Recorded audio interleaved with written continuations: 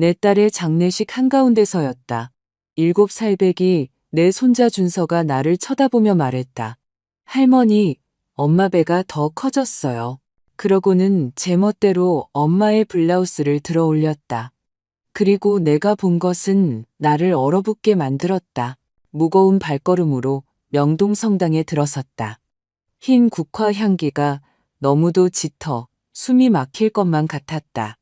오늘 나는 내 유일한 딸, 민서를 떠나보내기 위해 그곳에 있었다. 이웃과 친척, 그리고 내 딸의 친구들의 고통스러운 속삭임이 심장을 직접 찌르는 칼날처럼 희미하게 울려 퍼졌다. 모두가 망연자실했다. 아무도 민서가 왜 그렇게 갑자기 떠났는지 이해하지 못했다.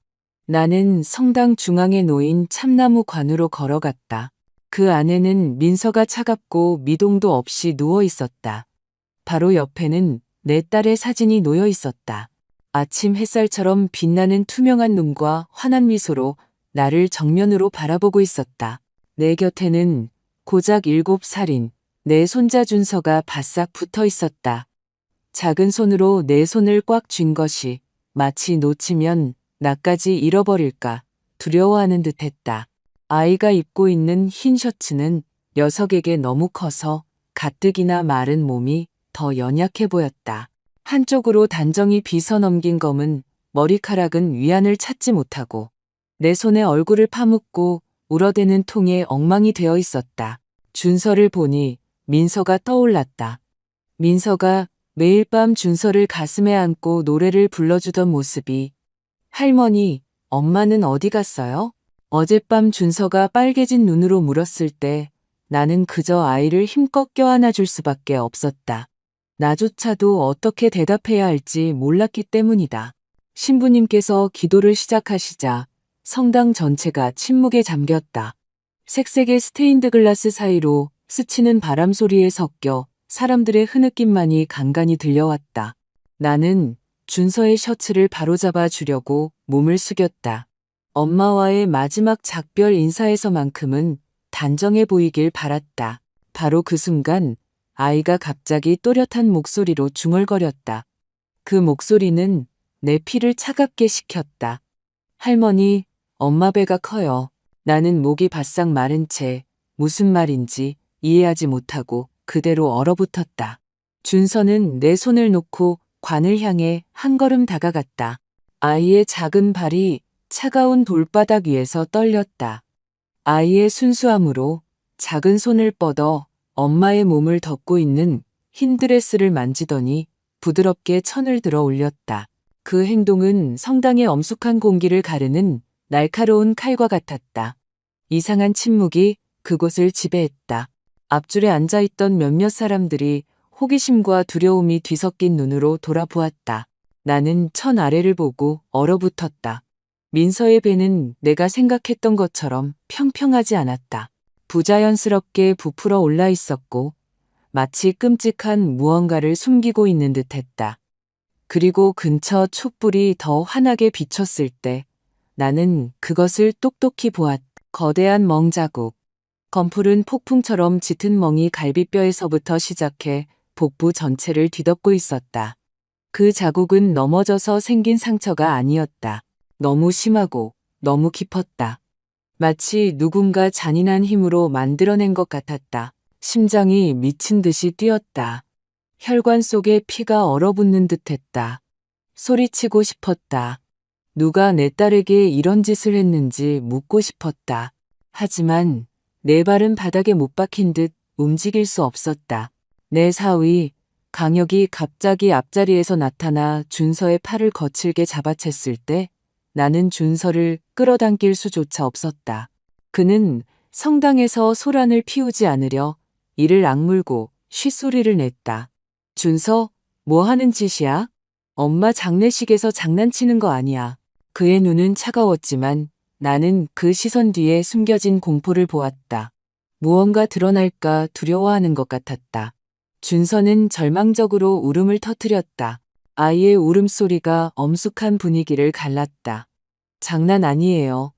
내가 봤어요, 할머니.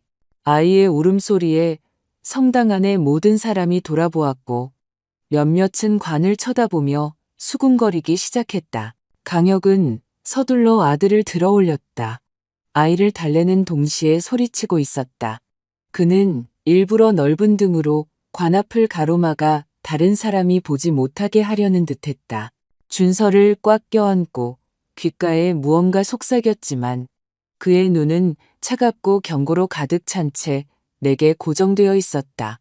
나는 그 자리에 서서 쓰러지지 않으려 떨리는 손으로 관의 차가운 가장자리를 붙잡았다. 무력감이 파도처럼 나를 덮쳤다. 내가 낳고 기른 내 딸, 민서가 이제 여기에 차갑게 누워 내가 이해할 수 없는 상처를 입고 있었다. 강혁의 말이 머릿속에서 울렸다. 계단에서 굴러떨어졌어요. 머리를 다쳤고요. 하지만 저 멍자국들은 전혀 다른 이야기를 하고 내가 아직 감히 마주할 용기가 없는 이야기였다. 신부님은 낭독을 멈추셨다. 그의 시선이 연민을 담아 내게 머물렀다. 괜찮은지 묻는 것 같았다. 나는 심호흡을 하고 목을 조이는 흐느낌을 참으며 부드럽게 고개를 끄덕였다. 성당의 종이 다시 무겁고 슬프게 울리며 의식을 재촉했지만 내 마음속에서는 모든 소리가 꺼졌다. 오직 내 딸의 배에 새겨진 끔찍한 멍자국의 이미지, 내 기억 속에 새겨진 답없는 질문만이 남아있었다. 국화 향기가 내게 달라붙는 듯했다. 숨을 쉴 때마다 얽혀들어와 딸에 대한 기억을 폭포수처럼 쏟아냈다. 이제 붙잡을 수 있는 것은 과거의 조각들 뿐이었다. 은평구에 있던 우리의 작은 집은 결코 호화롭지 않았지만 항상 웃음으로 가득했다. 매일 오후 민서와 나는 작은 부엌에 모이곤 했다. 구수한 된장찌개 냄새가 온 집안에 가득했다. 내 딸 민서, 언제나 아침 햇살처럼 빛나던 아이, 맑은 눈과 빛나는 미소를 가졌고 어떤 슬픔도 닿을 수 없을 것 같았다. 마당을 뛰어다니던 모습이 기억난다. 내가 숙제를 시키려고 쫓아가는 척하면 김검은 머리를 휘날리며 신나게 소리치던 모습이 엄마, 내가 엄마보다 더 맛있는 찌개를 끓일 거예요. 짓궂은 미소를 지으며 말하곤 했다. 그 순간들이 영원할 것이라고 생각했다. 하지만 민서가 강혁을 만난 후 모든 것이 변했다. 그는 명동성당 미사에서 나타났다. 키가 크고 우아하며 달콤한 말을 하는 남자였다. 민서는 갓 22살이었고 기술학교를 막 졸업해 동네의 작은 옷 수성 가게에서 일하고 있었다. 강혁은 눈에 띄는 외모와 더 나은 삶에 대한 약속으로 민서를 사로잡았다. 엄마, 그 사람은 제게 가정을, 진짜 가족을 만들어 주겠다고 했어요. 한 번은 민서가 희망에 찬 눈으로 내게 말했다. 나는 미소 지으며 딸의 손을 잡고 조심하라고 일러주었다. 하지만 마음 한구석이 불안했다.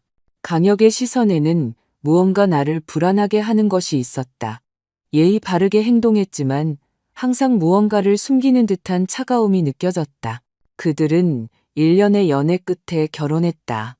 결혼식은 오늘 내가 민서를 떠나보낸 바로 그 명동 성당에서 열렸다. 하얀 드레스를 입은 딸을 보며 나는 행복해서 울었지만 동시에 막연하게 딸을 잃고 있다는 예감에도 눈물이 났다.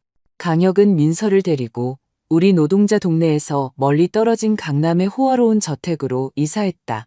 높은 담과 철문이 있는 그 집은 우리 사이에 보이지 않는 장벽을 세웠다.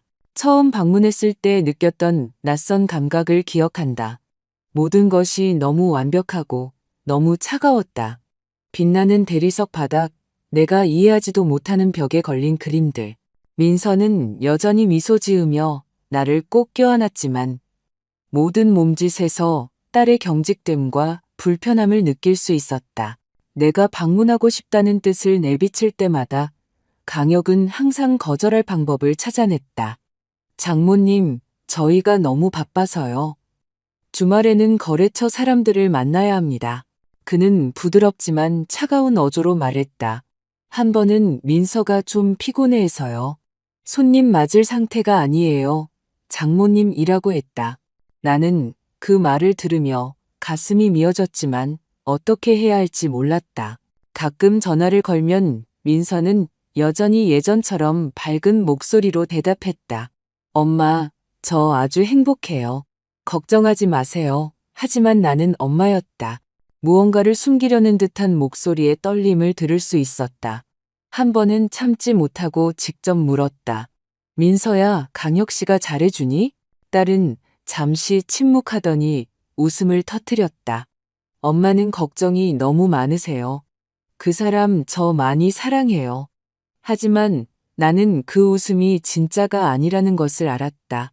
민서가 내가 보기를 원치 않는 고통을 숨기는 연약한 베일과 같았다. 내가 민서를 볼 수 있는 유일한 때는 성당의 큰 행사 때뿐이었다. 항상 그림자처럼 옆에 서 있는 강혁과 함께였다.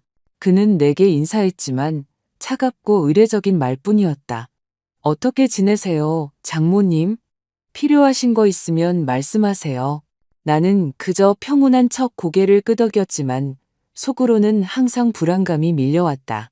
한 번은 푹푹 찌는 더위에도 불구하고 민서가 긴 소매 옷을 입고 있는 것을 알아차렸다. 내가 묻자 그녀는 억지 미소를 지었다. 엄마, 집에는 에어컨이 있어서 시원해요. 계속 묻고 싶었지만 칼날처럼 날카로운 강혁의 시선에 입을 다물어야 했다. 이따금 강혁이 집에 없을 것 같은 시간에 전화를 걸어보곤 했다. 한 번은 민서가 작은 목소리로 대답했다. 엄마, 청소 중이라 바빠요. 나중에 다시 전화할게요. 하지만 그 전화는 결코 오지 않았다. 나는 두려워지기 시작했다. 내 딸이 내가 접근할 수 없는 세상 속에 갇혀 살고 있을까봐 두려웠다. 친한 친구인 윤 씨 아주머니에게 민서가 걱정된다고 털어놓았다. 그녀는 내 손을 잡고 말했다. 수진 씨, 당신은 엄마잖아요. 당신의 직감을 믿어야 해요. 하지만 조심해요. 민서를 더 멀리 밀어내지는 말고요. 그녀의 말은 내 마음을 무겁게 짓눌렀다. 증거는 없고 매일 커져만 가는 불안감뿐이었기 때문이다. 이틀 전 내가 마루에서 바느질을 하고 있을 때 전화벨이 불길한 예감처럼 날카롭게 울렸다. 강혁이었다. 그의 목소리는 흥분되어 있었지만 이상하게도 슬픔은 한 조각도 느껴지지 않았다. 장모님, 민서가 계단에서 굴러떨어졌어요. 병원으로 옮겼지만 의사가 살지 못했다고 하네요. 머리 충격이 너무 컸대요. 바늘이 손에서 떨어져 흙바닥으로 굴러갔다. 내가 소리를 질렀는지 아니면 그저 조용히 울었는지 기억나지 않는다. 세상이 무너져 내리는 것 같았다. 그날 밤 나는 10년 전에 세상을 떠난 남편 정우의 영정 앞에 앉았다. 눈물이 마를 때까지 울며 민서를 지켜달라고 빌었다. 그저 불행한 사고였을 거라고 스스로를 납득시켰다. 나는 강해져야 한다고 되뇌었다. 아직 준서가 있고 그 아이는 그 어느 때보다 내가 필요했으니까. 하지만 이제 장례식에서 본 것 이후로 내가 틀렸다는 것을 안다. 민서의 배에 있던 멍자국, 준서의 순진한 말, 강혁의 겁에 질린 시선, 모든 것이 내게 남은 마지막 한 조각의 믿음을 갈기갈기 찢는 날카로운 칼날 같았다. 그건 사고가 아니었다. 내 딸이 마지막 나날을 보낸 그 호화로운 집에는 끔찍한 비밀이 숨겨져 있었다. 명동성당의 사람들이 흩어지기 시작했을 때 나는 참나무관 옆에 미동도 없이 서 있었다. 떨리는 손으로 차가운 공단 천을 어루만지며 마치 민서의 마지막 온기를 붙잡으려는 듯 했다. 고개를 돌려 남아있는 몇 안 되는 사람들 사이를 찾았다. 박 사장님, 나는 모든 힘을 다해 그 이름을 부르는 듯한 쉰 목소리로 속삭였다. 장례식장 사장인 박 사장님은 나이가 지긋하고 지친 얼굴의 남자로 재단의 흰 국화 다발을 정리하며 홀 한 구석에 서 있었다. 내 목소리를 듣고 그는 연민 어린 표정으로 고개를 들고 천천히 다가왔다. 김 여사님, 그는 무겁고 조심스러운 목소리로 말했다. 좀 쉬셔야 합니다. 오늘 너무 힘드셨어요. 하지만 나는 고개를 저으며 그의 팔에 매달렸다. 내 손가락이 너무 세게 쥐어서 거친 옷감의 감촉이 느껴질 정도였다. 부탁드립니다. 묻기 전에 제 딸을 한 번만 더 보고 싶어요. 나는 나 자신도 놀랄 만큼 단호한 목소리로 속삭였다. 아마도 그것은 더 이상 상심한 엄마의 목소리가 아니라 딸이 미스터리 속에서 떠나도록 내버려 두지 않겠다고 결심한 여자의 목소리였을 것이다. 박 사장님은 망설였다. 그의 눈에 걱정이 비쳤다. 김 여사님, 이게 여사님께는 너무 고통스러울까봐 두렵습니다. 그는 30년 동안 너무 많은 비극을 본 사람처럼 힘없는 어조로 말했다. 하지만 나는 움직이지 않았다. 내 눈은 그의 눈에 고정되어 그 무엇도 지금 나를 막을 수 없다는 것을 말해주고 있었다. 마침내 그는 한숨을 쉬고 고개를 끄덕이며 근처에 있던 2명의 조수에게 신호했다. 그들은 관을 성당 뒤편에 작은 방으로 밀고 들어갔다. 그곳은 소독약과 흰 꽃 냄새로 공기가 답답했다. 나는 내 모든 고통의 무게를 짊어지고 한 걸음 한 걸음 그들을 따랐다. 노란 불빛 아래 방은 그 어느 때보다 차갑게 느껴졌다. 박 사장님은 관 옆에 섰다. 그의 손이 민서의 얼굴을 덮고 있던 공단천을 걷어낼 때 희미하게 떨렸다. 내 딸이 그곳에 누워 있었다. 창백한 얼굴에는 여전히 그 다정함이 남아있어 마치 깊은 잠에 빠진 것 같았다. 굳게 닫힌 입술은 더 이상 바깥 사진 속의 환한 미소를 보여주지 않았다. 손을 뻗어 민서의 뺨을 만졌다. 뼛속까지 차가웠다.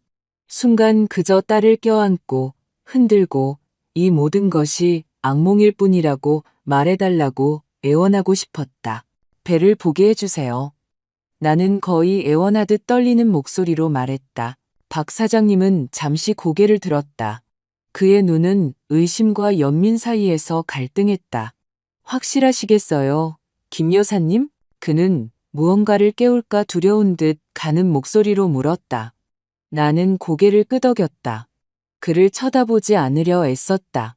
만약 한순간이라도 망설이면 진실을 마주할 용기를 잃을 것 같았기 때문이다. 박 사장님은 조심스럽게 장례용 드레스를 들어 올렸다. 모든 동작이 느렸다. 마치 그 자신도 그 아래에서 무엇을 발견할지 두려워하는 것 같았다. 불빛 아래 나는 그것을 잔인할 정도로 선명하게 보았다. 민서의 배 전체가 멍으로 뒤덮여 있었다. 검고 보랏빛 얼룩들이 마치 폭풍이 그녀의 몸을 휩쓸고 간 것 같았다. 그 멍은 단순한 상처가 아니었다. 그것은 고발이었다. 내가 피할 수 없는 적나라한 진실이었다. 나는 더 몸을 숙였다. 심장이 세차게 뛰었다. 그리고 민서의 머리와 얼굴에서 더 끔찍한 것을 발견했다. 강혁이 말했던 것처럼 계단에서 떨어졌다는 어떤 흔적도 멍이나 긁힌 자국도 전혀 없었다. 머릿속에서 모든 것이 빙빙 돌았다. 세상이 무너져 내렸다. 추락이 아니었다면 무엇이 내 딸의 목숨을 앗아갔을까? 박 사장님은 내 옆에 서서 미간을 찌푸린 채 힘없는 눈으로 마치 내적 갈등을 겪는 듯했다. 무슨 생각하시는지 압니다. 그는 겨우 들릴 듯한 목소리로 말했다. 이건 사고처럼 보이지 않아요. 김 여사님, 저는 이 일을 30년 동안 해왔습니다. 한 곳에만 이렇게 강하고 집중된 충격으로 인한 부상은 매우 드뭅니다. 그의 말은 내 의심의 비명을 확인시켜주는 칼날과 같았다. 나는 테이블의 금속 가장자리를 꽉 잡았다. 손마디가 하얗게 변했고 목이 메어 아무 말도 할 수 없었다. 소리치고 싶었다. 강혁의 얼굴에 진실을 던지고 내 딸에게 무슨 짓을 했는지 묻고 싶었다. 하지만 내 몸은 고통에 사로잡힌 조각상처럼 꼼짝도 하지 않았다. 성당의 종이 무겁고 슬프게 울리며 장례시간을 재촉했다. 나는 몸을 숙여 민서의 머리카락에 부드럽게 입을 맞췄다. 익숙한 라벤더 향기가 여전히 남아있어 심장이 욱신거릴 때마다 아팠다. 미안해, 내 사랑. 나는 눈물이 뺨을 타고 흘러내려 하얀 천위로 떨어지는 동안 속삭였다. 내가 널 위해 진실을 밝혀낼게. 박 사장님은 조심스럽게 천을 다시 덮었다. 그의 시선은 연민으로 가득했지만 나는 그가 더 이상 나를 도울 수 없다는 것을 알았다. 이것은 나의 싸움이었고 나는 혼자 맞서야 했다. 작은 방에서 나왔을 때 성당의 공기는 더 이상 그렇게 무겁게 느껴지지 않았지만 내 마음은 여전히 그대로였다. 복도 끝에 서 있는 강혁을 곁눈질로 보았다. 촛불의 희미한 빛 아래 그의 큰 키가 그림자를 드리우고 있었다. 그는 칼날처럼 날카로운 눈으로 나를 빤히 쳐다보았다. 위협으로 가득 찬 눈빛. 마치 더 이상 파헤치지 말라고 경고하는 것 같았다. 그 순간 등골이 오싹해졌다. 그는 재빨리 돌아섰지만 그의 눈에 서린 공포를 내가 놓치기엔 충분히 빠르지 않았다. 그 순간 나의 모든 의심은 확신으로 불타올랐다. 민서의 죽음은 단순한 것이 아니었다. 강혁은 무언가를 알고 있었고 그것을 숨기려 하고 있었다. 장례식 이틀 후 나는 민서가 살았던 저택의 무거운 철문 앞에 서 있었다. 딸에게는 집이었지만 내게는 어두운 비밀로 가득한 차가운 장소인 그 집에 들어갔다. 강혁은 아마도 나와 마주치기 싫어서 준서를 침가에 데려다 놓은 모양이었다. 흠없는 하얀 벽과 빛나는 창문이 있는 거대한 집은 가족의 온기라고는 한 점도 없는 낯선 성 같았다. 문을 밀자 경첩이 삐걱거리는 소리가 경고처럼 울렸다. 안의 공기는 짙었고 가칠한 페인트 냄새와 형언할 수 없는 차가운 무언가가 배어 있었다. 나는 민서가 잠들고 이제는 내 기억 속에만 살아있는 꿈을 꾸던 방으로 곧장 갔다. 문이 살짝 열려 있었다. 부드럽게 밀고 들어가자 즉시 그녀 특유의 라벤더 향기가 나를 덮쳤다. 그녀 자신처럼 부드러운 그 향기. 침대 위에 외로이 놓인 하얀 베개에 여전히 남아 있었다. 심장이 누군가 꽉 쥐는 것처럼 오그라들었다. 나는 잠시 베개 가장자리에 손을 얹고 꼼짝도 하지 않았다. 민서가 아직 그곳에 있어 어릴 때처럼 내게 미소 짓고 있는 상상을 했다. 엄마, 조금만 더 잘래요. 일요일 아침마다 애교 섞인 목소리로 말하곤 했다. 이제는 침묵만이 내 가슴을 짓눌렀다. 나는 민서의 물건들을 정리하기 시작했다. 모든 드레스, 모든 블라우스를 조심스럽게 접어 상자에 담았다. 옷 한 벌 한 벌이 기억을 불러일으켰다. 그녀가 18살 생일에 내가 만들어준 하늘색 드레스, 추운 겨울날 입기 좋아했던 빨간 스웨터. 나는 눈물을 참으려 했으며 조용히 일했지만 그녀의 물건을 만질 때마다 영혼이 뒤틀리는 것 같았다. 내 민서, 아침 햇살 같은 미소를 가진 다정한 소녀. 이제는 조각으로만 내게 남아 있었다. 벽에 붙은 참나무 서랍을 열었을 때 내 손이 멈췄다. 깊숙한 곳, 얇은 먼지 층 아래에 작은 나무 상자가 있었다. 소녀들이 소중한 추억을 보관하는 데 쓰는 그런 종류의 상자였다. 작고 소박한 조각이 새겨져 있었지만 비밀의 세계를 감추고 있는 듯했다. 떨리는 손으로 상자를 집어들었다. 심장이 세차게 뛰었다. 마치 금지된 무언가를 만지려는 것 같았다. 침대 가장자리에 앉아 상자를 무릎 위에 놓고 조심스럽게 뚜껑을 열었다. 안에 있는 것을 보고 나는 얼어붙었다. 서울 미래여성병원 산부인과 산모 수첩에는 민서가 임신 12주였다고 분명히 적혀 있었다. 아직 태어나지 않은 작은 생명의 실루엣을 보여주는 흑백 초음파 사진 묶음. 그리고 떨리는 글씨로 쓰인 여러 장의 손편지. 몇 장은 눈물 자국으로 얼룩져 있었다. 나는 한 장 한 장 민서의 모든 글줄을 심장을 직접 찌르는 칼날처럼 읽어내려갔다. 그가 또 화를 내며 내 배를 세게 때렸다. 하지만 내가 임신한 걸 알면 변할 거라고 믿는다. 그녀의 말은 희망으로 가득했지만 고통으로도 가득했다. 다음 장에서는 글씨가 더 떨렸다. 엄마에게는 차마 말할 수 없어. 걱정하실까봐 무서워. 우리 가족을 위해 견뎌낼 거야. 그리고 마지막 줄은 조용한 구조 요청처럼 느껴졌다. 배가 너무 아파요. 엄마, 제발 우리 아기들이 괜찮기만을 빌어요. 아기들만 건강하다면 나는 아직 희망이 있어요. 나는 연약한 종이 위로 눈물이 떨어지는 동안 계속 읽었다. 내 딸 민서는 내가 전혀 알지 못했던 고통을 견디고 있었다. 나를 걱정시키지 않으려고 혼자 간직했던 것이다. 나는 나무 상자를 꽉 껴안았다. 마치 민서를 껴안으며 그 신호를 보지 못한 것. 그 어둠 속에 그녀를 혼자 둔 것을 용서해달라고 비는 것 같았다. 그 순간 현관문에서 열쇠 소리가 경고처럼 건조하게 울렸다. 나는 깜짝 놀랐다. 바닥에 흩어진 종이들을 재빨리 주워 담았다. 나무 상자를 가방에 넣었다. 심장이 터져 나올 것 같았다. 강혁이 담배 연기와 민서의 것이 아닌 값싼 향수 냄새를 풍기며 들어왔다. 그는 문틀에 서서 나를 보고 눈썹을 살짝 치켜들었다. 장모님, 아직 여기 계셨어요? 그는 단조롭지만 차가운 목소리로 물었다. 제가 처리하게 놔두시라고 말씀드렸는데요. 그의 희미한 미소는 무언가를 숨기려는 듯 나를 소름 돋게 했다. 속에서 불타오르는 분노를 억누르고 나는 목소리를 억지로 차분하게 만들었다. 내 딸 물건은 내가 직접 챙기고 싶어서요. 나는 그의 시선을 피하지 않고 퉁명스럽게 대답했다. 강혁은 팔짱을 끼고 벽에 기댔다. 마치 내가 침입자인 양 무관심하게 나를 쳐다보았다. 마음대로 하세요. 그는 계산된 평온함으로 말했다. 하지만 너무 오래 걸리진 마세요.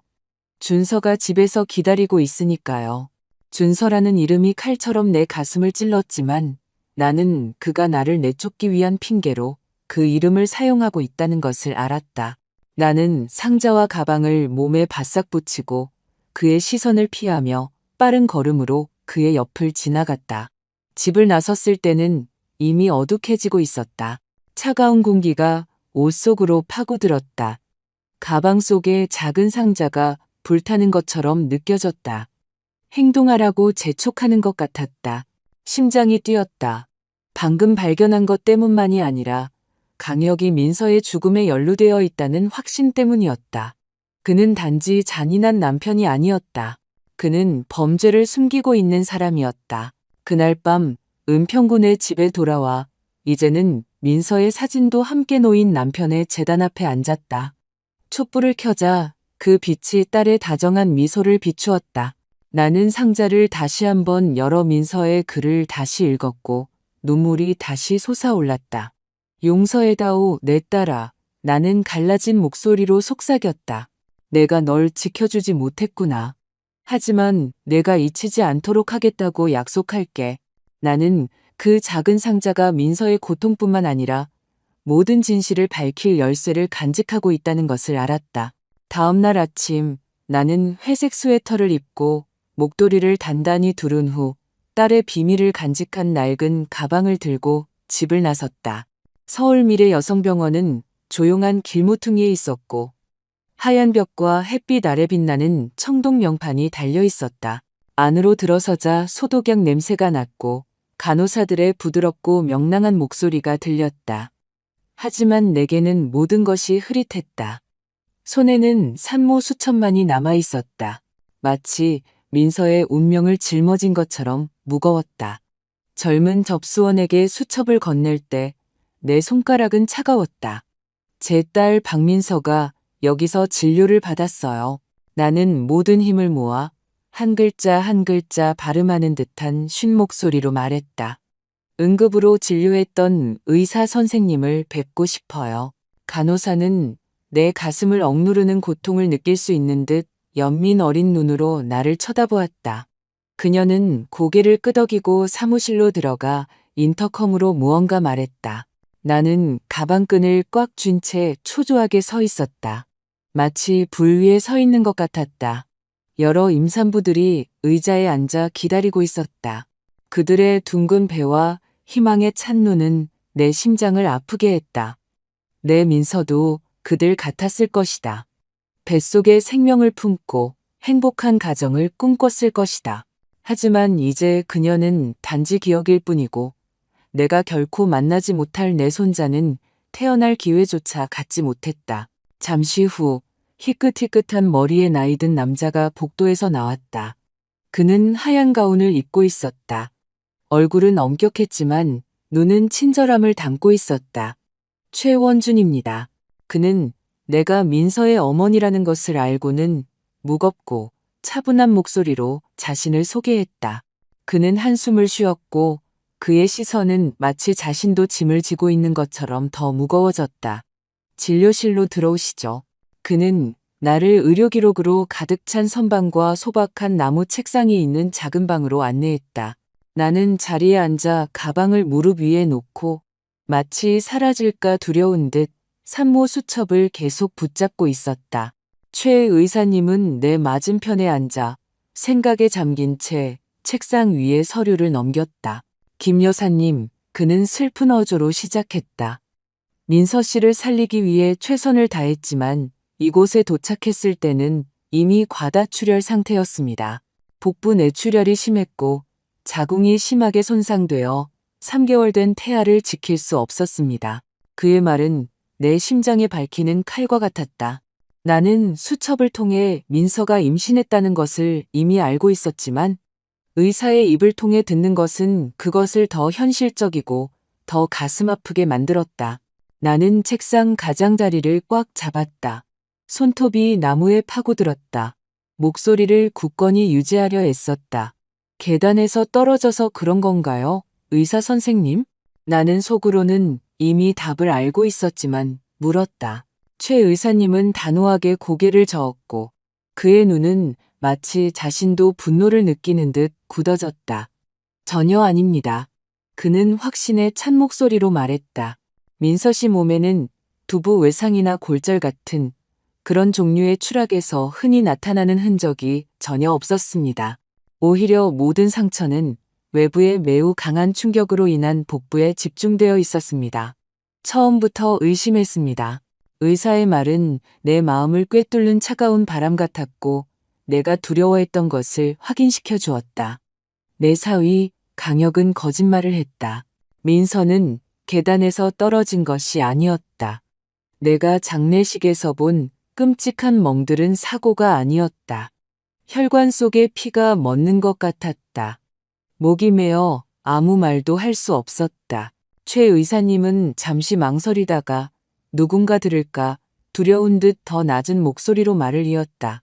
남편인 강혁 씨에게 이 사실을 알렸지만 그는 단지 절차를 최대한 빨리 진행해달라고만 요청했고 추가 검사 요청은 모두 거절했습니다. 귀에서 윙하는 소리가 들렸다. 조각들이 머릿속에서 맞춰지며 끔찍한 그림을 형성했다. 강혁은 진실을 알았을 뿐만 아니라 그것을 숨기고 있었다. 그는 무언가 드러날까 두려운 것처럼 부검을 허용하지 않고 병원이 즉시 절차를 마무리하도록 재촉했던 것이다. 나는 최 의사님을 보았다. 그의 눈에는 연민이 있었지만 무력감도 있었다. 왜 제게 알리지 않으셨나요? 나는 책망을 감추지 못하고 떨리는 목소리로 물었다. 민서는 제 딸이에요. 저는 알 권리가 있었어요. 그는 한숨을 쉬었다. 서류 위에 손을 얹고 시선을 내렸다. 민서 씨가 저희에게 전화하지 말아 달라고 부탁했습니다. 그가 중얼거렸다. 아마 여사님을 걱정시키고 싶지 않았던 것 같습니다. 하지만 이제는 여사님께서 진실을 알 권리가 있다고 생각합니다. 그의 말은 또 다른 비수와 같았다. 민서의 죽음에 대한 진실 때문만이 아니라 내 딸이 나를 보호하려 했다는 사실 때문에. 그녀는 내가 고통받지 않도록 혼자 견뎠던 것이다. 나는 고개를 숙였다. 눈물이 손에 쥔 산모 수첩 위로 떨어져 민서의 진료 예약 날짜를 적셨다. 감사합니다. 나는 갈라진 목소리로 속삭였다. 말씀해 주셔서 감사합니다. 최 의사님은 고통을 이해하지만 더 이상 할 수 있는 것이 없는 사람의 눈빛으로 고개를 끄덕였다. 나는 일어서서 가방을 꽉 껴안고 진료실을 나섰다. 밖에서는 임산부들이 대기실에서 기다리며 희망에 찬 눈으로 즐겁게 대화하고 있었다. 그들을 보자 목이 메었다. 내 민서도 저랬을 것이다. 행복한 가정을 꿈꾸고 품에 안을 아기를 기대하며 설렜을 것이다. 하지만 그 모든 것을 빼앗겼다. 그녀뿐만 아니라 내가 결코 만나지 못할 내 손자에게서도. 며칠 후 나는 민서가 가장 좋아하던 꽃인 흰 국화 한 다발을 사기 위해 광장시장에 갔다. 딸의 영덕 옆에 놓아 그 향기가 내 고통을 조금이라도 덜어주기를 바라며 그날 시장은 사람들로 붐볐다. 상인들과 손님들의 목소리가 잘 익은 과일 냄새, 간 만든 빈대떡 냄새와 뒤섞여 있었다. 나는 무거운 마음으로 꽃바구니를 가슴에 꼭 안고 천천히 걸었다. 흰 국화 한 송이 한 송이가 민서를 떠올리게 했다. 어릴 적 집 근처 들판을 뛰어다니며 손에 꽃을 들고 까르르 웃던 날들을 엄마, 아빠 재단에 놓을래요. 이제 나는 그녀 자신의 재단에 놓을 꽃을 사고 있었다. 그 생각이 내 속을 갈기갈기 찢었다. 나는 꽃을 고르는데 집중하려 했으며 가게 앞을 지나갔지만 내 마음은 자꾸만 강혁에게, 그가 내 딸에게 한 짓으로 돌아갔다. 큰 창문과 번쩍이는 나무 가구가 있는 우아한 카페라비 앞을 지날 때였다. 우연히 고개를 들었고 그 광경에 나는 얼어붙었다. 강혁이 그곳 창가에 앉아 있었다. 햇빛이 그의 얼굴을 비추며 민서가 죽은 후로는 본 적 없는 미소를 드러내고 있었다. 그의 앞에는 금발머리에 새빨간 입술, 환한 미소를 띤 젊은 여자가 있었다. 그들은 어깨를 나란히 하고 아주 가깝게 앉아 마치 행복에 겨운 연인 같았다. 나는 재빨리 화분줄 뒤로 몸을 숨겼다. 심장이 세차게 뛰고 손가락은 바구니 손잡이를 너무 꽉 쥐어 아팠다. 나는 즉시 그녀를 알아봤다. 강혁의 개인 비서인 한유라. 2년 전 그의 회사 송년회에서 한 번 본 적이 있었다. 그때 민서는 연두색 드레스를 입고 강혁 옆에 서서 억지 미소를 지으려 애썼지만 눈빛은 굳어 있었다. 유라는 몸에 딱 붙는 드레스를 입고 눈부신 모습으로 나타났었다. 그녀가 내게 악수를 청했을 때 불안했던 기억이 난다. 그녀의 미소는 가면처럼 너무 완벽했다. 이제 강혁 옆에 앉아있는 그녀를 보니 그때의 예감이 틀리지 않았음을 알았다. 강혁은 유라의 어깨에 손을 얹고 그녀의 귀에 가까이 다가가 무언가 속삭였다. 그녀는 소리내어 웃었다. 그녀의 맑은 목소리가 창틀을 통해 들려왔다. 그녀는 아무렇지 않게 그의 손을 잡았다. 반짝이는 반지를 낀 손가락들이 마치 그런 애정 표현에 이미 너무나 익숙한 듯 얽혔다. 나는 화분줄 뒤에 서서 속에서 피가 끓는 것을 느꼈다. 내 딸이 죽은 지 40일도 채 되지 않았다. 무덤 위에 흙이 마를 시간도 충분하지 않았다. 그런데도 강혁은 여기 앉아 그의 애인과 함께 행복하게 웃고 있었다. 마치 민서는 존재하지도 않았던 것처럼. 분노에 몸이 떨렸다. 손에 든 꽃바구니가 기울어져 흰 국화 몇 송이가 보도에 흩뿌려졌다. 무심한 행인들의 발에 짓밟렸다. 나는 뛰어들어가 강혁에게 소리치고 싶었다. 왜 민서를 배신했는지, 왜 내 딸을 그렇게 대했는지 묻고 싶었다. 하지만 나는 참았다. 나무 그늘에 꼼짝도 않고 서서 숨을 가쁘게 쉬었다. 침착해야 했다. 명확하게 생각해야 했다. 지금 행동하면 분노밖에 없을 것이고 강혁은 쉽게 부인할 것이다. 증거가 필요했다. 그를 가면을 벗길 시간이 더 필요했다. 하지만 그와 유라를 보자 마치 수천 개의 바늘이 내 가슴을 찌르는 것 같았다. 내 민서, 가족을 위해 모든 것을 바치고 그의 아이를 임신하고 내가 알지도 못했던 폭행을 견뎠던 그 다정한 소녀. 그리고 이제 그 배신자는 아무 일도 없었던 것처럼 행복을 누리고 있었다. 그들이 일어섰다. 강혁은 지갑을 꺼내 계산했다. 그의 움직임은 민첩하고 자신감이 넘쳤다. 유라는 그의 팔짱을 끼고 카페를 나섰다. 그녀의 미소는 햇빛 아래 빛났다. 나는 서둘러 고개를 돌려 꽃바구니를 보는 척했지만 유라의 강한 향수 냄새가 도발처럼 코를 찔렀다. 그들은 함께 반짝이는 검은 차에 탔다. 강혁은 운전석에, 유라는 조수석에 앉았다. 여전히 빛나는 눈으로 웃고 대화하며 차가 출발하여 모퉁이 뒤로 사라졌을 때 나는 산산조각 난 마음으로 그 자리에 서 있었다. 내 마음처럼 갈기갈기 찢어진 흰 국화들이 내 발치에 흩어져 있었다. 나는 천천히 몸을 숙여 떨리는 손으로 짓밟힌 꽃 한 송이 한 송이를 주었다. 모든 꽃이 민서의 기억 한 조각 같았다. 그녀가 흰 국화 다발을 들고 집으로 달려오던 날들, 그녀의 순수한 미소. 이제 나는 재단에 놓기 위해서가 아니라 내 딸의 무언가를 간직하기 위해 민서가 정이 없이 떠나게 둘 수 없다는 것을 스스로에게 상기시키기 위해 그것들을 주었다. 머릿속에서 차갑고 명확한 생각이 형태를 갖추기 시작했다. 강혁은 민서를 학대했을 뿐만 아니라 배신했다. 그녀가 지키려 했었던 가족 또한 배신했다. 그리고 유라? 그녀도 결백하지 않다.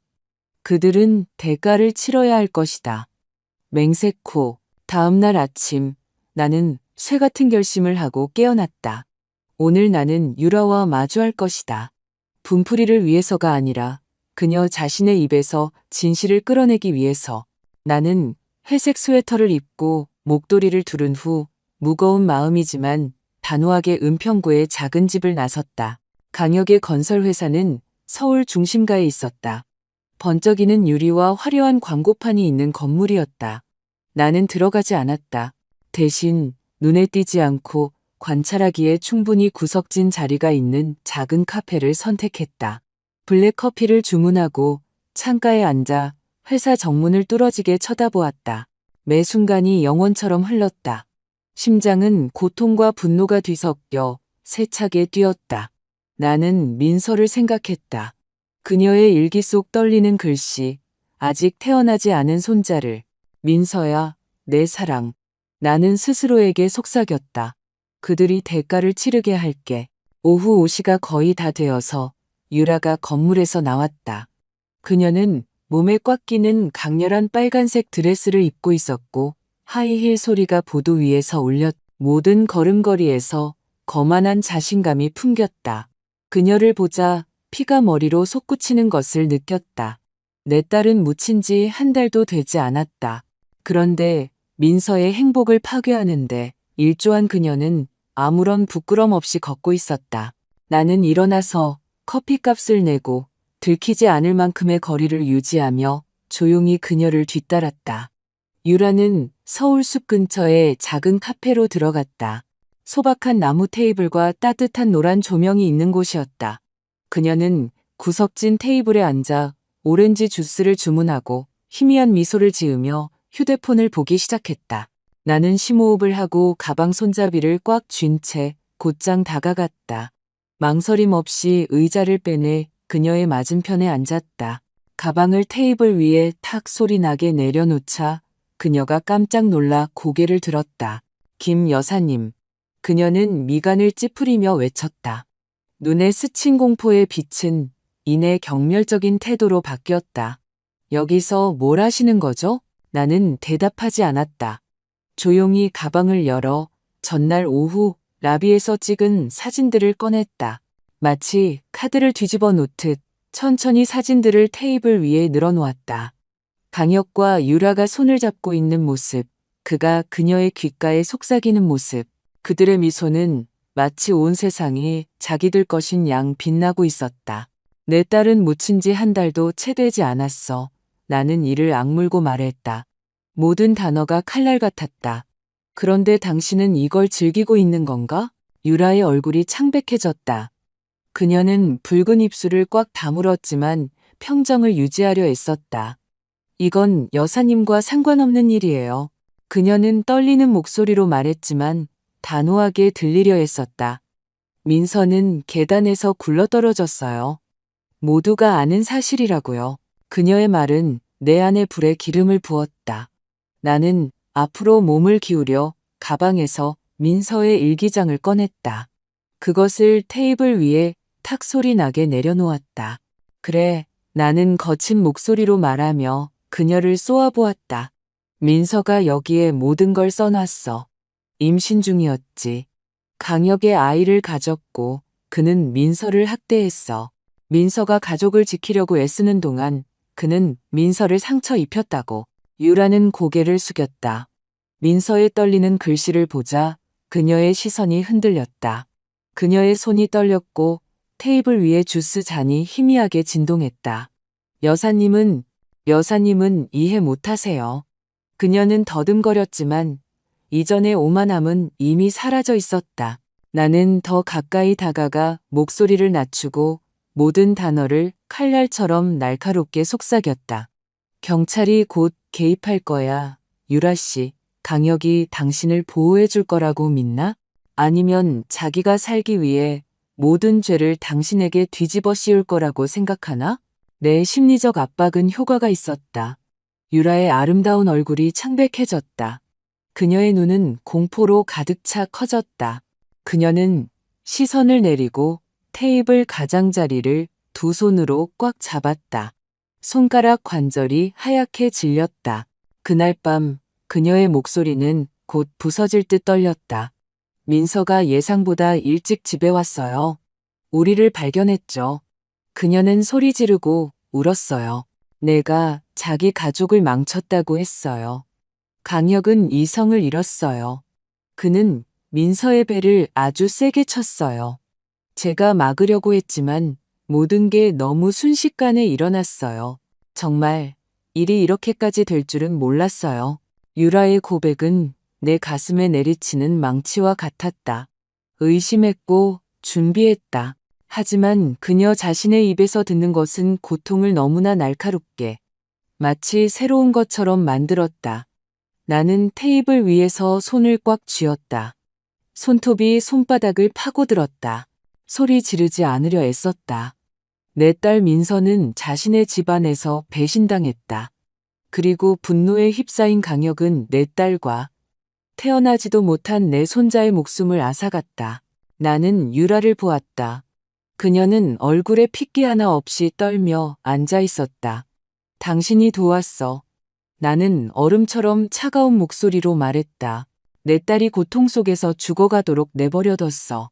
유라는 고개를 들었다. 눈물이 뺨을 타고 흘러내렸다. 하지만 나는 더 이상 어떤 연민도 느끼지 않았다. 저는 그런 걸 원하지 않았어요. 그녀는 흐느꼈다. 모든 게 이렇게 될 줄은 몰랐다고요. 나는 그녀가 더 말하게 두지 않았다. 사진과 일기장을 회수했다. 그것들을 조심스럽게 가방에 넣고 일어섰다.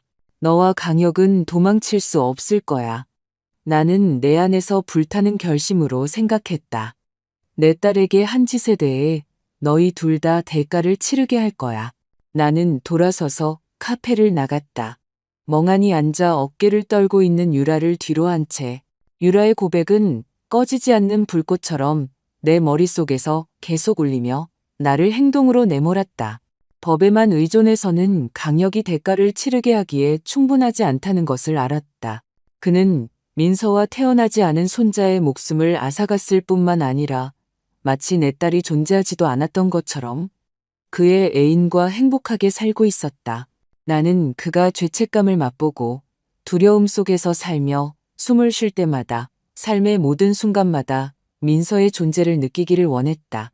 매일 아침 일찍 일어나 아직 안개가 낀 광장시장으로 나갔다. 흠없는 흰 국화 다발을 골랐다. 민서가 가장 좋아했던 꽃이었다. 시장 모퉁이의 나이든 상인에게서 김 여사님, 오늘도 국화 가져가시네.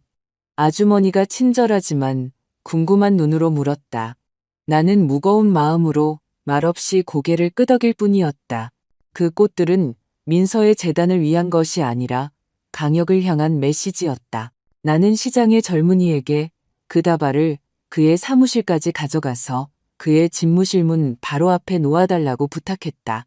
강혁이 민서의 미소, 그가 파괴한 것들을 상기시키는 흰 국화를 보고 어떤 얼굴을 할지 상상했다.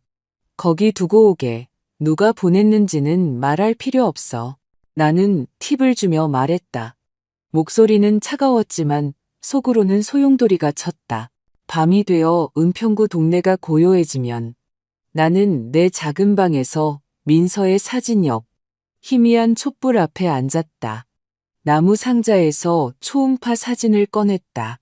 내가 결코 안아보지 못한 손자의 작은 형태를 보았다. 펜을 들었을 때 손이 떨렸다. 떨리는 글씨로 사진에 썼다. 내 아이를 돌려줘, 강혁. 모든 획이 그의 마음에 새기고 싶은 비수였다. 나는 희미한 달빛 아래 조용히 강혁의 저택까지 걸어가 그의 우편함에 사진을 넣었다. 잠시 그곳에 서서 차가운 집을 바라보며 강혁이 동틀녘에 우편함을 열고 그 문구를 보고 창백해질 얼굴을 상상했다. 나는 그가 민서가 자신을 지켜보고 있다고 느끼길 죄책감의 유령에서 벗어날 수 없기를 바랐다. 내 행동이 효과를 나타내기까지는 그리 오래 걸리지 않았다. 어느 날 아침 채소를 사러 시장에 갔다가 강혁의 이웃이 생선 장수와 수군거리는 것을 들었다. 그 강혁 씨 요즘 이상해. 밤새 잠도 못 자고 현관을 왔다 갔다 하면서 담배만 피워대. 한 번은 혼자 중얼거리는 것도 들었다니까. 나는 그저 고수한 단을 고르는 척했지만 속으로는 희열을 감출 수 없었다. 그는 두려워하고 있었다. 내가 원했던 대로 고통받고 있었다. 다른 상인이 대화에 끼어들었다. 어제는 문 앞에 병 하나 들고 앉아있더라니까. 눈이 뻘개서는 아니야, 내 잘못이 아니야 라고 홀린 사람처럼 반복하더라고. 그들의 말은 내게 만족감과 동시에 고통을 안겨주었다. 강혁이 대가를 치르고 있다는 만족감. 하지만 그가 무너지더라도 내 민서는 돌아오지 않는다는 고통. 하지만 나는 더 나아가고 싶었다. 꽃과 초음파 사진만으로는 부족했다. 나는 강혁이 고통 속에서 살며 모든 어두운 구석에서 민서의 목소리를 듣기를 원했다. 민서가 매일 밤 준서에게 불러주던 자장가, 우리 아가 잘 자라라는 부드러운 멜로디가 떠올랐다. 대담한 아이디어가 머릿속에 떠올랐다. 나는 몇 년 전 우리 집 전등을 고쳐주었던 동네에 잘하는 전기기술자 김씨 아저씨를 찾아갔다. 김 아저씨, 나는 낮지만 단호한 목소리로 말했다. 도와주실 일이 있어요. 하지만 이유는 묻지 마세요. 그는 궁금해했지만 거절하지는 않았다. 어느 날 오후 강혁과 준서가 없을 때 그를 강혁의 저택으로 데려갔다. 이 집 차고에 낡은 라디오가 있어요. 내가 말했다. 자정에 켜져서 우리 아가 잘 자라 노래가 나오게 하고 싶어요. 김씨 아저씨는 내 의도를 전혀 이해하지 못하는 듯 미간을 찌푸렸지만 고개를 끄덕였다. 알겠습니다. 김 여사님. 정말 괜찮으시겠어요? 이거 정상이 아닌데요. 나는 단호한 눈빛으로 고개를 끄덕일 뿐이었다. 제가 뭘 하는지 압니다. 그날 밤 김씨 아저씨는 몰래 차고에 들어가 낡은 라디오가 자정에 저절로 켜져 민서의 자장가를 반복하도록 조작했다. 나는 철문 밖에서 틈새로 그가 일하는 것을 지켜보았다. 심장은 불안과 두려움 사이에서 세차게 뛰었다. 하지만 나는 해야만 했다. 민서를 위해, 진실을 위해. 다음날 시장에서 나는 넋이 나갈 만한 소식을 들었다. 채소 가게 주인이 말하길 강혁이 한밤중에 공황 발작을 일으켜 라디오를 박살냈다고 했다. 집에서 창백한 얼굴로 뛰쳐나와 손에 망치를 들고는 악마라도 되는 것처럼 라디오를 내리치기 시작했대. 그녀가 놀라며 말했다. 이웃들이 다 들었어. 다들 그가 귀신에 씌인 것 같다고 하더라니까. 나는 상추한 묶음을 고르는 척 고개를 숙였지만 속으로는 그가 붕괴 직전이라는 것을 알았다. 그리고 그를 직접 밀어붙일 사람은 바로 나였다. 강혁을 고통 속에 살게 한 며칠 후 나는 그를 세상에 드러낼 때가 되었다고 느꼈다. 오직 정의만이 산산조각 난 내 마음을 조금이나마 달랠 수 있다는 것을 알았다. 나는 가진 모든 것을 모았다. 민서의 작은 나무 상자, 임신 12주임을 확인시켜주는 차가운 기록이 담긴 산모수첩, 내 딸의 고통을 이야기하는 눈물 젖은 일기장, 아직 태어나지 않은 손자의 초음파 사진, 그리고 가장 중요한 것, 서울숲 근처 카페에서 몰래 녹음한 유라의 자백. 그 증거들은 민서의 마지막 목소리였다. 그리고 나는 내 딸의 목숨을 앗아간 자가 도망치지 못하도록 그것들을 사용할 것이었다. 어느 잿빛 하늘의 아침, 나는 낡고 무거운 가방을 어깨에 메고 서울 경찰청에 들어섰다. 마치 민서의 운명도 함께 짊어진 것 같았다. 나는 서장인 김진태 경감님을 직접 뵙고 싶다고 요청했다. 그는 엄격하지만 공정하기로 소문난 사람이었다. 접수원은 아마도 내 충혈된 눈과 지친 모습을 보고 동정심을 느꼈을 것이다. 잠시만 기다리세요. 알려드리겠습니다. 그녀가 부드러운 목소리로 말했다. 나는 대기실에 앉아 가방끈을 꽉 쥐었다. 초조했다. 매 순간이 지날 때마다 민서를, 그녀의 다정한 미소와 일기 속의 글귀를 생각했다. 배가 아파요, 엄마. 나는 손을 더 꽉 쥐고. 오늘이 내 딸을 위한 정의를 얻기 위한 마지막 싸움의 시작이라고 다짐했다. 김진태 경감님이 나타났다. 그는 중년의 남자로 굳은 얼굴과 날카로운 눈을 가지고 있었다. 그는 나를 집무실로 안내하고 책상 앞 의자를 가리켰다. 김 여사님, 무슨 일로 오셨습니까? 그가 무겁고 조심스러운 목소리로 물었다. 나는 즉시 대답하지 않았다. 가방을 열어 모든 물건을 책상 위에 하나씩 올려놓았다. 나무 상자, 산모 수첩, 일기장, 초음파 사진, 그리고 마지막으로 녹음 파일이 담긴 휴대폰. 제 딸 박민서는 계단에서 굴러떨어져 죽은 게 아닙니다. 나는 떨리지만 결의에 찬 목소리로 말했다. 이것이 제가 찾은 것들입니다. 제 딸의 목숨을 앗아간 자가 대가를 치르길 바랍니다. 김 경감님은 미간을 찌푸리며 절대적인 집중력으로 물건들을 살펴보았다. 내가 녹음을 틀자 유라의 떨리는 목소리가 들려왔다. 민서가 그녀와 강혁을 발견했던 그 운명적인 밤, 그리고 강혁이 이성을 잃고 내 딸을 잔인하게 공격했던 상황을 이야기하는 목소리였다. 김 경감님의 얼굴이 굳어졌다. 그의 시선은 칼날처럼 차가워졌다. 이것만으로도 형사수사를 개시하기에 충분합니다. 여사님, 그가 무겁지만 단호한 목소리로 말했다. 하지만 긴 싸움이 될 것을 각오하셔야 합니다. 이런 사건들은 쉽지 않습니다. 나는 그를 똑바로 쳐다보며 망설임 없이 말했다. 준비되어 있습니다. 나는 단호한 목소리로 대답했다. 제 딸을 위한 정의가 실현될 수만 있다면요. 다음 날, 나는 경찰이 강혁이 사무실을 나설 때 덮쳤다는 소식을 들었다. 나는 그곳에 없었지만 그 장면을 상상했다. 흠없는 정장을 입고 만족스러운 미소를 짓던 강혁이 갑자기 경찰에 둘러싸여 동료들의 경악스러운 시선 앞에서 수갑이 채워지자 공포에 질리는 모습. 나는 결백해. 당신들 실수하는 거야. 그가 저항하며 소리쳤다고 들었다. 하지만 그의 목소리는 겁에 질려 막혀 있었다고 했다. 내 가슴을 무너뜨린 것은 내 어린 손자 준서가 아버지가 체포되는 것을 보았다는 사실이었다. 아이는 민서가 꿰매준 고민형을 꽉 껴안고 절망적으로 아빠를 부르며 소리쳤다고 했다. 나는 달려가서 아이를 껴안고 모든 것이 괜찮을 거라고 말해주고 싶었다. 하지만 강혁 같은 아버지에게 평생 속아 사는 것보다 한 번 고통을 겪는 것이 낫다는 것을 알았다. 예비 신문은 몇 주 후에 열렸다. 나는 소박한 검은 정장을 입고 첫 줄에 앉았다. 민서가 선물해준 국화가 수놓인 손수건을 꽉 쥔 채 법정 안의 공기는 무거웠다. 낡은 나무 냄새와 참석자들의 웅성거림이 숨막히게 느껴졌다. 날카로운 눈빛의 젊은 여성 검사가 증거를 제시하기 시작했다. 산모 수첩, 민서의 일기장, 초음파 사진, 그리고 유라의 자백이 담긴 녹음. 그녀가 보여주는 모든 물건은 강혁뿐만 아니라 내 심장에도 꽂히는 비수 같았다. 나는 유라가 민서가 죽던 밤을 이야기하는 떨리는 목소리를 다시 들었고 울음을 터뜨리지 않으려 손수건을 힘껏 쥐어야 했다. 유라도 증인으로 소환되었다. 그녀는 그날 카페에서의 거만한 태도 없이 들어왔다. 금발 머리는 묶여 있었고 얼굴은 창백했으며 눈은 아래를 향하고 있었다.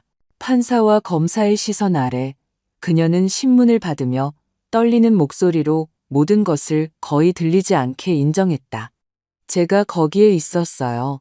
민서가 우리를 발견했을 때 강혁은 이성을 잃었어요. 제가 막을 틈이 없었어요. 그 말에 법정 전체가 술렁였다. 하지만 내게는 이미 알고 있던 사실의 확인일 뿐이었다. 피고인석에 서 있던 강혁은 소리쳤다. 거짓말이야. 전부 거짓말이라고. 난 아무 짓도 안 했어. 그는 모든 죄를 유라에게 떠넘기며 목이 메었지만 겁에 질린 그의 눈이 그를 배신했다. 나는 그를 차갑게 바라보았다. 내 딸을 배신하고 목숨을 앗아간 자에게 더 이상 한 조각의 연민도 느끼지 않았다. 판사가 살인 및 가정폭력 혐의에 대한 조사가 계속되는 동안 강혁에게 구속영장을 발부했을 때 그는 무너져 내렸다. 종이처럼 하얀 얼굴로 두 손으로 난간을 붙잡았다. 의사봉 소리가 차갑고 단호하게 울렸다.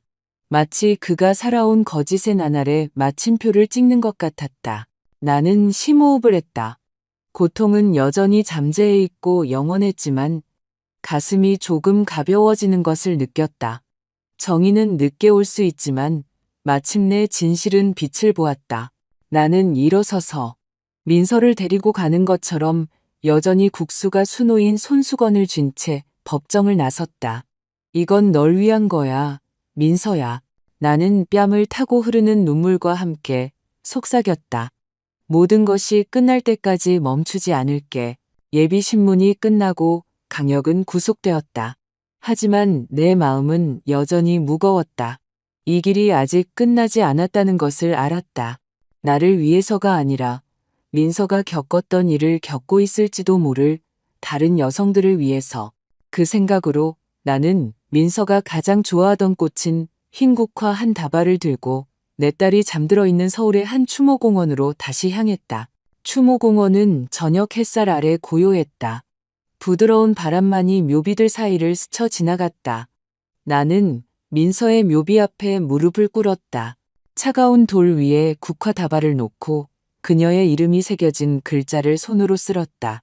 민서야, 내 사랑. 나는 갈라진 목소리로 속삭였다. 모든 것이 끝났어. 악은 그 대가를 치를 거야. 편히 쉬렴.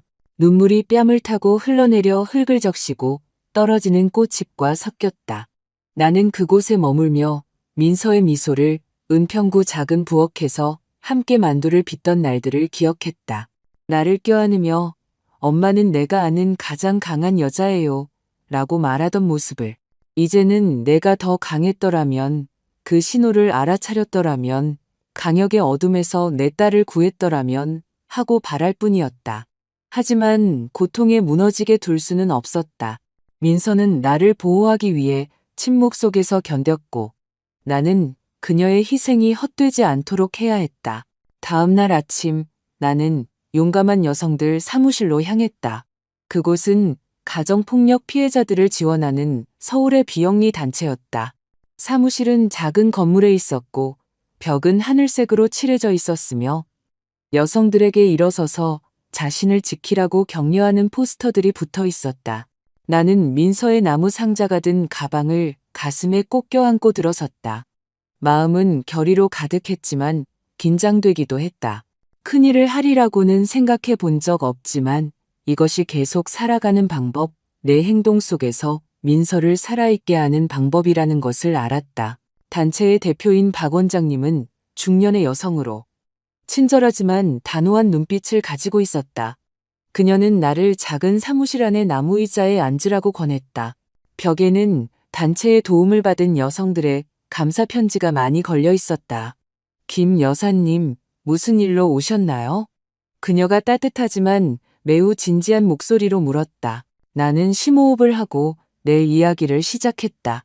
민서가 죽던 날부터 그녀의 배에 있던 끔찍한 보라색 자국, 일기장, 유라의 고백, 그리고 막 끝난 재판까지 민서와 태어나지 못한 손자, 그리고 내 딸을 지키지 못했다는 죄책감에 대해 이야기할 때는 눈물을 참을 수 없었다. 제 딸을 구하지 못했어요. 나는 무릎 위에 놓인 나무 상자를 꽉 쥔 채 떨리는 목소리로 말했다. 하지만 제 남은 인생을 다른 여성들이 그런 비극에 빠지지 않도록 돕는 데 바치고 싶어요. 박 원장님은 듣고 있었고 그녀의 시선은 더 무거워졌지만 이내 내 손을 힘껏 잡았다. 그녀의 따뜻한 손이 내게 힘을 전해주었다. 이곳의 문은 항상 여사님을 위해 열려 있을 겁니다. 김 여사님. 그녀가 단호하게 말했다. 여사님과 민서 씨의 이야기는 우리의 영감이 될 겁니다. 그리고 많은 사람에게 희망을 줄 것이라고 확신해요. 그때부터 나는 용감한 여성들에서 자원봉사자로 일하기 시작했다. 광장시장에서 전단지를 나눠주었다. 상인들은 호기심 어린 눈으로 하지만 존경심을 담아 나를 쳐다보았다. 김 여사님, 정말 강하시네요. 내가 가정폭력의 징후를 인식하는 방법을 설명하는 전단지를 건네자 한 꽃가게 주인이 말했다. 나는 그저 미소 지었지만 속으로는 그들이 생각하는 만큼 강하지 않다는 것을 알았다. 단지 민서가 원했을 일을 하고 있을 뿐이었다. 오후에는 쉼터의 주방으로 가서 뜨거운 국 냄비를 준비하고 밥을 푸고 자신의 지옥에서 벗어나려 애쓰는 여성들과 대화했다. 내가 듣는 모든 이야기, 떨어지는 모든 눈물은 민서를 떠올리게 했지만 내 결심을 더욱 굳건하게 했다. 가장 중요한 것은 그 여성들의 이야기를 몇 시간이고 들어주는 것이었다. 어떤 이들은 남편의 구타에 대해 이야기했고 다른 이들은 감히 말하면 버려질까봐 두렵다고 속삭였다. 나는 그들을 껴안고 손을 잡아주며 혼자가 아니라고 말했다. 나는 신호를 알아보지 못해서 딸을 잃었어요. 한 번은 폭력적인 남편 때문에 눈이 퉁퉁 붓도록 운 젊은 여성에게 말했다. 하지만 당신에게는 아직 기회가 있어요. 내 딸처럼 침묵하지 말아요. 그 말은 단지 조언이 아니었다.